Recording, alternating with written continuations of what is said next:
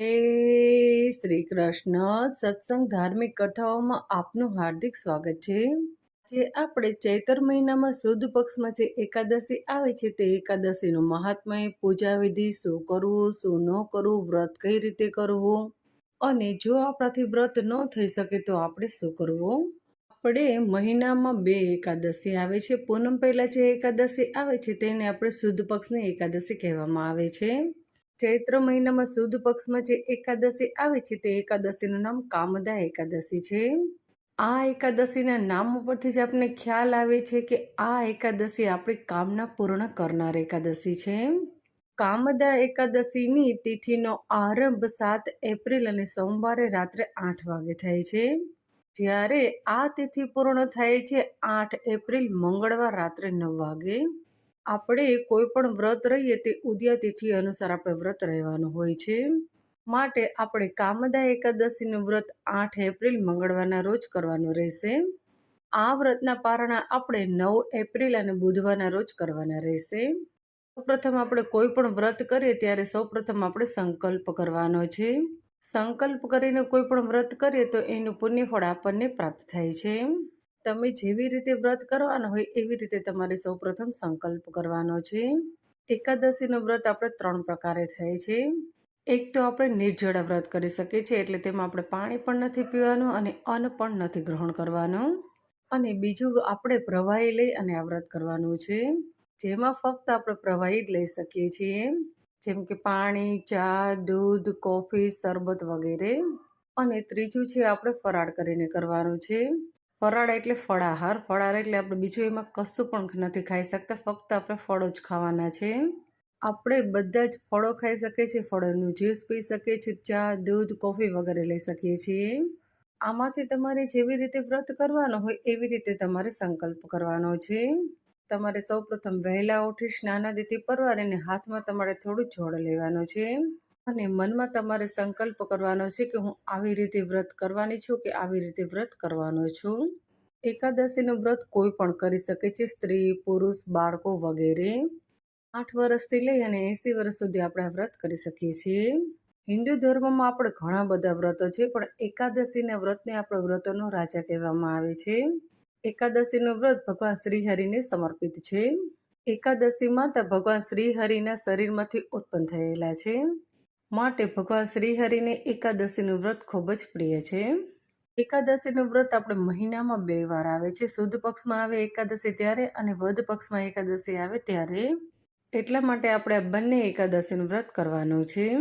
આપણે 15 દિવસમાં એક ઉપવાસ કરવો ખૂબ જ જરૂરી છે. ડૉક્ટરો પણ કહે છે કે 15 દિવસમાં એક દિવસ આપણા પેટને આરામની જરૂર હોય છે, માટે આપણે એકાદશીનું વ્રત અવશ્ય કરવું. વ્રત કરવાનો મતલબ એવો નથી કે આપણે ફરાળમાં જે તે બધું ખા કરી. આપણે ફળાહાર કરી અને એકાદશીનું વ્રત કરવાનું છે. ફળાહારમાં આપણે ફક્ત ફળો જ ખાઈ શકીએ છીએ, બાકી બીજું કશું નહીં. કોઈ પણ ઉપવાસ કરવો એટલે આપણે ભગવાનની નજીક રહેવું.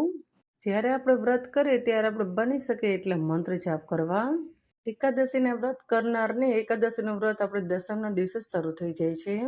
દસમના દિવસે તમારે સાત્વિક હળવું ભોજન લેવું અને એકાદશીના દિવસે તમારે સવારે વહેલા ઉઠી નાહી ધોઈ સ્વસ્થ વસ્ત્રો પહેરવા. બની શકે ત્યાં સુધી તમારે સૂર્યોદય થાય એ પહેલાં ઉઠી જવું.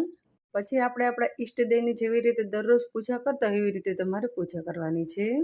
પછી આપણે ભગવાન શ્રીહરિનું જે પણ સ્વરૂપ તમે તમારા ઘરમાં રાખતા હોય તે સ્વરૂપને આપણે પૂજા કરવાની છે.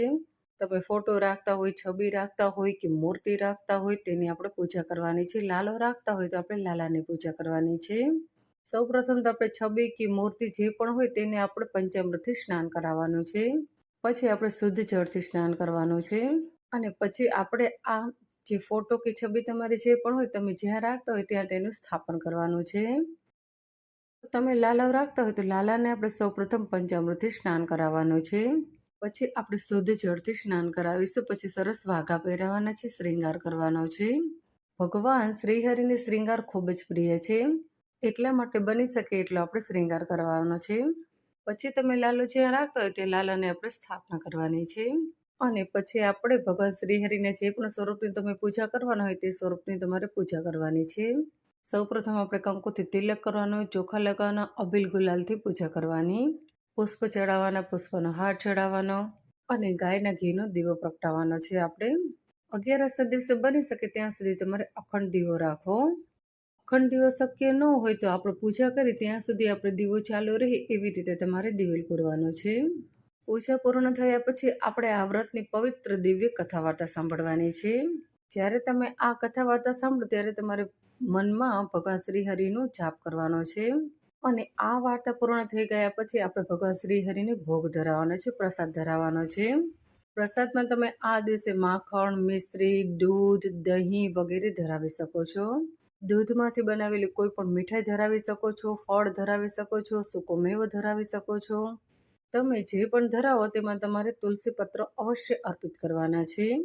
અને તમે જ્યારે પૂજા કરો ત્યારે સૌપ્રથમ તમારે તુલસી પત્ર ભગવાન શ્રીહરિને ચરણોમાં અર્પિત કરવાના છે.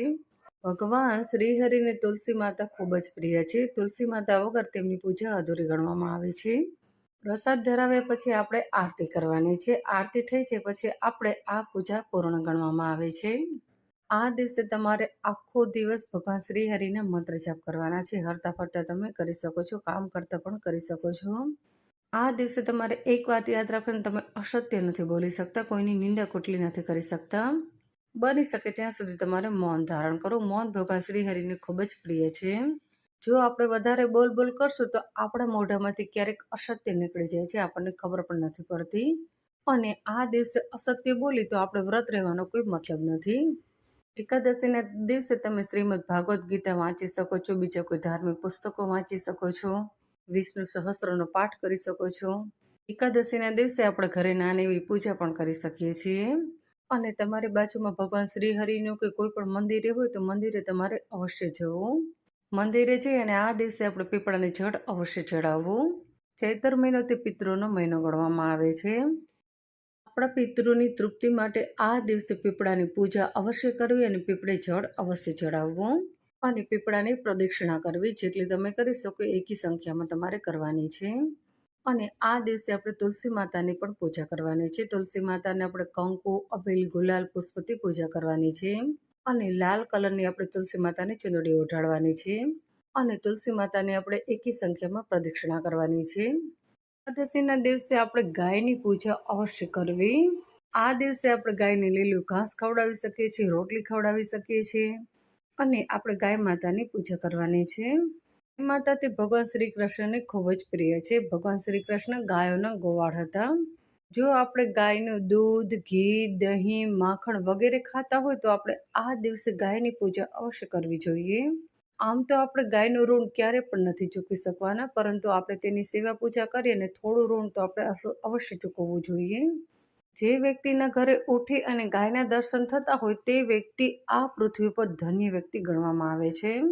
આ દિવસે આપણે દાનનું ખૂબ જ મહત્વ છે. કોઈ પણ આપણે ઉપવાસ કર્યો હોય ત્યારે આપણે દાન અવશ્ય કરવું જોઈએ. અત્યારે આપણે ઉનાળો ચાલી રહ્યો છે, માટે આપણે પાણીનું દાન કરી શકીએ છીએ. આપણે પશુ પક્ષીઓ માટે પાણીની વ્યવસ્થા કરી શકીએ છીએ. અને આપણે જો કોઈ વટે માર્ગો જતા હોય તો તેને પણ આપણે પાણી પીવડાવી અને પાણીનું દાન કરી શકીએ છીએ. પાણીની આપણે પરબ બંધાવી શકીએ છીએ. અને આ દિવસે આપણે પશુ પક્ષીઓ માટે દાણાચળની વ્યવસ્થા કરી શકીએ છીએ. 11ના દિવસે આપણે કેડિયારું અવશ્ય પૂરવું જોઈએ. અને ચૈત્ર મહિનામાં તો આપણે કેડિયારાનું ખૂબ જ મહત્વ છે.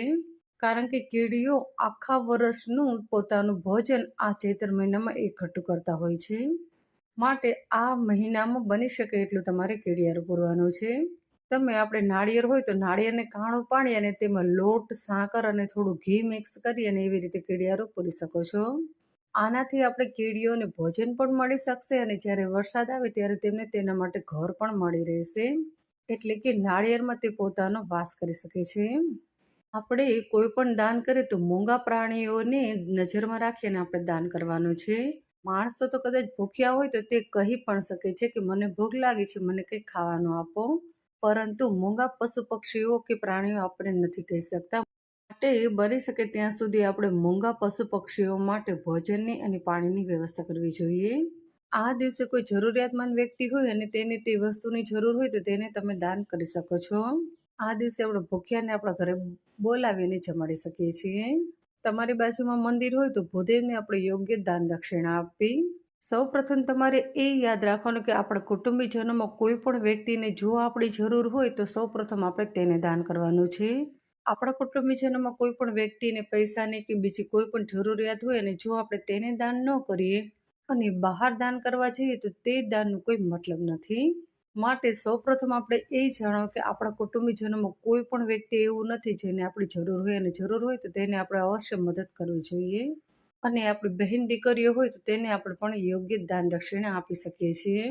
આ દિવસે આપણા કુટુંબીજનોને આપણે ઘરે બોલાવીને જમાડી શકીએ છીએ. પારણા હોય ત્યારે આપણે બીજા દિવસે બારસના દિવસે આપણે કંઈ પણ દાન કરીએ તો યાદ રાખવાનું કે આ દાનનો આપણે ઢંઢેરો નથી પીટવાનો. આપણે ગુજરાતીમાં કહેવત હોય કે જમણા હાથે દાન કર્યું હોય તો ડાબા હાથને પણ ખબર ન પડવી જોઈએ. જો આપણે કે કરીએ કે આપણે આ દાન કર્યું છે, ઓલું દાન કર્યું છે, તો તે દાનનું પુણ્યફળ આપણને ક્યારે પણ પ્રાપ્ત નથી થતું. આપણે કિસ્મતવાળા છે કે આપણને દેવાવાળા બનાવે છે, લેવાવાળા નથી બનાવ્યા. એકાદશીના દિવસે આપણે જાગરણનું ખૂબ જ મહત્વ છે. આપણે દિવસે પણ ઊંઘવાનું નથી અને રાતે 12 વાગ્યા સુધી આપણે જાગરણ કરવાનું છે. આ જાગરણમાં તમે કોઈ ધાર્મિક પુસ્તકો વાંચી શકો છો, ભજન કીર્તન કરી શકો છો, ભગવાનનો મંત્ર જાપ કરી શકો છો. એવી રીતે તમારે જાગરણ કરવાનું છે. આ આપણે કામદા એકાદશીના વ્રતનું મહાત્મ્ય અને પૂજા વિધિ હતી અને વ્રત કોણ કરી શકે, કોણ ન કરી શકે વગેરે આપણે જાણ્યું. એકાદશીનું વ્રત એવું છે કે આપણે આ વ્રત કોઈ શોખ હોય કે કંઈ પણ હોય તો પણ આપણે કરી શકીએ છીએ. કોઈ પણ વ્યક્તિનું મૃત્યુ થયું હોય, કોઈ વ્યક્તિનો જન્મ થયો હોય તો પણ આ વ્રત આપણે અટકતું નથી. જો આપણી માતાઓ અને બહેનો માસિક ધર્મમાં થઈ હોય તો પણ તે આ વ્રત કરી શકે છે, પરંતુ પૂજા નથી કરી શકતી. એકાદશીનું આપણે વ્રત કરીએ તો તે પૂર્ણ શ્રદ્ધા અને ભક્તિભાવપૂર્વક કરવું. જો આપણા મનથી ઈચ્છા ન હોય તો પરાણે આપણે આ વ્રત ન કરવું. મનની ઈચ્છા હોય તો જ આપણે કોઈ પણ ઉપવાસ કરી શકીએ છીએ. આપણા પૂર્વજો અને આપણા વડીલો આ વ્રતો છે, ઉપવાસ છે, તેનો આપણે અનમોલ ખજાનો આપણા માટે મુકતા ગયા છે. આપણે સારા કાર્ય કરી અને સારા રસ્તે છીએ તે માટે આપણા માટે આ વ્રતો અને તહેવારો તે મુકતા ગયા છે. અને આપણા પૂર્વજો અને આપણા વડીલોની આજ્ઞાનું આપણે અવશ્ય પાલન કરવું જોઈએ. એટલા માટે બની શકે એટલે આપણે વ્રતો કરવા જોઈએ. આ વ્રત અને ઉપવાસથી આપણે સ્વર્ગની સીડી છે. આ સીડી ચડી અને આપણે સ્વર્ગમાં જઈ શકીએ છીએ. આ વ્રતમાં તમારે હરતા ફરતા મંત્ર જાપ કરવાના છે. ઓમ ભગવતે વાસુદેવાય નમઃ. ઓમ વાસુદેવાય નમઃ. ઓમ કૃષ્ણાય નમઃ. ઓમ શ્રી હરિયે નમઃ. કૃષ્ણાય વાસુદેવાય હરે પરમાત્મને પ્રણતઃ ક્લેશનાશાય ગોવિંદાય નમો નમઃ. આમાંથી તમે કોઈ પણ મંત્રનો જાપ કરી શકો છો. તમને બીજા મંત્ર આવડતા હોય તો તેનો પણ તમે જાપ કરી શકો છો. હવે આપણે આ વ્રતની પવિત્ર દિવ્ય કથા વાર્તા સાંભળીશું. 18 પુરાણોમાં આપણે 24 એકાદશીનું મહાત્મય અને પૂજા વિધિ અને તેની પવિત્ર દિવ્ય કથા વાર્તા ભગવાન શ્રી કૃષ્ણે ધર્મરાજા યુધિષ્ઠિરના કહેવાથી કહી હતી. એક પછી એક આ પવિત્ર દિવ્ય એકાદશીના વ્રતનું મહાત્મય અને કથા વાર્તા ભગવાન શ્રી કૃષ્ણે ધર્મરાજાને કહ્યું હતું. પછી ધર્મરાજા યુધિષ્ઠિરે ભગવાન શ્રી કૃષ્ણને કહ્યું કે હે માધવ, તમે મને કામદા એકાદશીનું મહાત્મય અને તેની પવિત્ર દિવ્ય કથા વાર્તા કહો. ત્યારે ભગવાન શ્રી કૃષ્ણએ કહ્યું કે હે રાજન, પૂર્વે દિલીપ નામના રાજાએ વશિષ્ઠ ઋષિને આ પ્રશ્ન કર્યો હતો. દિલીપ રાજાએ વશિષ્ઠ ઋષિને કહ્યું હતું કે હે ઋષિ, હે મહાત્મા, મારે એકાદશીમાં શ્રેષ્ઠ એવી કામદા એકાદશીના વ્રતનું મહાત્મય અને તેની પવિત્ર દિવ્ય એકાદશીના વ્રતની વાર્તા સાંભળવાની ઈચ્છા થઈ છે. કૃપા કરી અને તમે મને કહો. દિલીપ રાજાની જિજ્ઞાસા અને ધર્મ ભાવના જોઈ અને વશિષ્ઠ ઋષિએ કહ્યું કે હે રાજન, તમે સાંભળો કે આ એકાદશી ખૂબ જ પુણ્ય આપનારી એકાદશી છે. જેવી રીતે આપણે લાકડામાં અગ્નિ પેટાવવામાં આવે અને તરત જ લાકડું બળી જાય છે, એવી જ રીતે આ એકાદશીનું વ્રત તમે કરો તો તમને તરત જ તેનું પુણ્યફળ પ્રાપ્ત થાય છે. રમ્ય ભોગી નામના નગરમાં પુંડરીક રાજા રાજ્ય કરતા હતા. આ નગરમાં અપ્સરાઓ, ગંધર્વો અને કિન્નરો ઘણીવાર વિહાર કરવા માટે આવતા હતા. એક દિવસની વાત છે. પુંડરીક રાજા પોતાની સભા ભેગી કરી અને રાજ્યમાં બેઠા હતા. લલિત નામનો ગંધર્વ અને લલિતા નામની અપ્સરા આ સભામાં નૃત્યગાન કરી રહ્યા હતા. લલિત અને લલિતા એકબીજાને પ્રેમ કરતા હતા. આ બંને એકબીજા સમક્ષ જોઈ રહ્યા હતા અને આવી રીતે જોવાથી તે નૃત્યગાન કરી રહ્યા હતા તે તાલ બેતાલ બની જતો હતો. ગીતમાં કોઈ રાગનો લય આવતો ન હતો. આવી રીતે થયું એટલે રાજા પૌંડરીકને ખબર પડી ગઈ અને તેમને તરત જ કહ્યું કે તમે બંને એકબીજાને પ્રેમ કરી રહ્યા છો અને તમારા પ્રેમના લીધે આપણે આ જે નૃત્યગાન કરી રહ્યા છીએ તેમાં ભંગ પડી રહ્યો છે. આવી રીતે પૌંડરીક રાજા બધી જ હકીકત સમજી ગયા. માં પાછું બાકી રહેતું હતું તો કેકટીક નામના નાગે રાજાને બધી જ હકીકત સંભળાવી. તેથી રાજાને સમજાણું કે આ ગંધર્વ અને અપ્સરા એકબીજાને પ્રેમ કરી રહ્યા છે. એટલા માટે પૌંડરીક રાજા ક્રોધે ભરાયા અને લલિતને શ્રાપ આપ્યો. જા તું તારા કુકર્મને લીધે રાક્ષસ બન અને મૃત્યુલોકમાં ફર. પૌંડરીક રાજાના આવા શ્રાપથી તે જ ક્ષણે લલિત તો એક ભયંકર રાક્ષસ બની ગયો. વિકરાળ રાક્ષસ બનેલા લલિતને જોઈને લલિતાના તો દુઃખનો કોઈ પાર ન રહ્યો. રાક્ષસ બનેલા લલિતને લઈ અને લલિતા તો તેની સાથે ચાલી ગઈ. શ્રાપના નિવારણ માટે લલિત અને લલિતા તો ત્યાંથી દૂર દૂર ચાલ્યા ગયા. આવી રીતે ભટકતા ભટકતા આ બંને કેટલા વનોમાંથી પસાર થયા. પડતા આખડતા હડસેલા ખાતા ખાતા આ બંને પ્રેમીઓ વિંધ્યાચલ નામના પર્વત ઉપર આવી ગયા. લલિતાએ જોયું કે આ પર્વત ઉપર તો મહાતપસ્વી એવા મુનિ શૃંગીનો આશ્રમ આવેલો છે. લલિતા તો પોતાના લલિતને લઈ અને આ ઋષિના આશ્રમમાં આવી. આ બંને તો આ ઋષિ પાસે આવ્યા અને બે હાથ જોડી અને પ્રણામ કર્યા. આ લલિતાએ તો ઋષિને બધી જ વાત કરી રોતા રોતા કકડતા કકડતા અને ઋષિને બે હાથ જોડી પ્રણામ કરી અને કહ્યું કે હે ઋષિ, ગમે તેમ કરીને તમે અમને આ શ્રાપનું નિવારણ બતાવો. આવી રીતે રડતી અને કકડતી અપ્સરાને જોઈ અને આ મુનિએ કહ્યું કે બેટા તું કોણ છે અને આ ગંધર્વની આવી દશા કોણે કરી? પછી તો પહેલેથી છેલ્લે સુધી જે પણ બન્યું હતું તે બધું જ લલિતાએ આ ઋષિને કહ્યું. લલિતાએ તો લલિત ઉપર કૃપા કરવા માટે આ મુનિને કહ્યું. અપ્સરાની આ વાત સાંભળી અને મુનિને તો તેના પર ખૂબ જ દયા આવી અને તેને કહ્યું કે દીકરી તું ખૂબ જ સારા સમયે આવી છું. આજે ચૈત્ર સુદ એકાદશીનો દિવસ છે.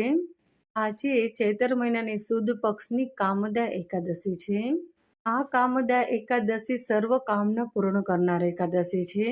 માટે દીકરી તું આ કામદા એકાદશીનું વ્રત પૂર્ણ શ્રદ્ધા ભક્તિભાવ અને વિધિપૂર્વક કર અને આ વ્રતનું પુણ્ય ફળ તું તારા ગાંધર્વમાંથી આ રાક્ષસ બનેલા લલિતને અર્પિત કર. આ વ્રતના પુણ્ય ફળના પ્રતાપે લલિત જે રાક્ષસ બને છે તે પોતાના મૂળ સ્વરૂપમાં આવી જશે. લલિતાને તો આ શ્રાપનું નિવારણ મળી ગયું એટલે તે ખૂબ જ ખુશ થઈ ગઈ અને મુનિએ જે પણ રીતે કહ્યું હતું એવી રીતે તેને પૂર્ણ વિધિપૂર્વક અને પૂર્ણ શ્રદ્ધાપૂર્વક આ વ્રત કર્યું અને લલિતાએ તો અન્ન અને જળનો ત્યાગ કર્યો. લલિતાએ તો નકરોડો ઉપવાસ કર્યો અને બીજા દિવસે બારસ હતી અને આ દિવસે લલિતાએ તો પોતાના વ્રતનું પુણ્ય ફળ લલિતને આપ્યું અને આ બધું તેને મુનિની સાક્ષીમાં બધું અર્પિત પુણ્યદાન કર્યું અને લલિતનો જલ્દીથી ઉદ્ધાર થાય. પૌંડરીકના શાપનું નિવારણ થાય. રાક્ષસ રૂપ ગંધર્વનો નાશ થાય અને લલિત પોતાના મૂળ સ્વરૂપમાં આવી જાય. એવી પ્રાર્થના લલિતાએ ભગવાન શ્રીહરિને કરી. હે પ્રભુ, આ ઋષિના જણાવ્યા અનુસાર મેં કામદા એકાદશીના વ્રત પૂર્ણ શ્રદ્ધા અને ભક્તિભાવપૂર્વક અને વિધિપૂર્વક કર્યું છે અને આ વ્રતનું પુણ્યફળ મેં મારા ગાંધર્વ લલિતને આપ્યું છે. કૃપા કરીને લલિતનું જે આ રાક્ષસી રૂપ છે તેનો તમે નાશ કરો. લલિત પોતાનું મૂળ સ્વરૂપ પ્રગટ કરે તેવું તમે કાંઈ કરો. લલિતાએ જેવું કામદા એકાદશીના વ્રતનું પુણ્ય ફળ લલિતને અર્પિત કર્યું તેવું જ તે જ ક્ષણે લલિતનું જે રાક્ષસી રૂપ હતું તે નાશ પામ્યો અને લલિત જે ગંધર્વ હતો તે પોતાના મૂળ સ્વરૂપમાં આવી ગયો અને આ ગંધર્વ તો પહેલા કરતાં પણ અતિ સુંદર બની ગયો. પછી તો આ બંને ઋષિના ચરણોમાં નમી પડ્યા અને બે હાથ જોડીને તેમની વિદાય લીધી. આ મુનિએ તો આ બંનેને આશીર્વાદ આપ્યા અને વિમાનમાં બેસી લલિત અને લલિતા તો પોતાના સ્વર્ગમાં ગયા અને ત્યાં જઈ અને સુખરૂપ રહેવા લાગ્યા. હે રાજન, અતિ પાવન એવી કામદા એકાદશીના વ્રતનું ઉપવાસનું ફળ તથા તેની કથા મેં આપને કહી હતી. તે કથા અને વ્રત જે પણ કોઈ કરશે વિધિપૂર્વક અથવા તો આ કથા ફક્ત સાંભળશે તો પણ તેને આ વ્રતનું પુણ્યફળ પ્રાપ્ત થશે અને આ વ્રત કોઈ કહેશે તો પણ તેનો ઉદ્ધાર થશે. માટે આ સંસારમાં રહેલા દરેક વ્યક્તિ આ કામદા એકાદશીનું વ્રત અવશ્ય કરવું જોઈએ. અહીં આપણે કામદા એકાદશીના વ્રતની પવિત્ર દિવ્ય કથા વાર્તા સમાપ્ત કરીએ છીએ. બોલો ભગવાન શ્રી હરિની જય.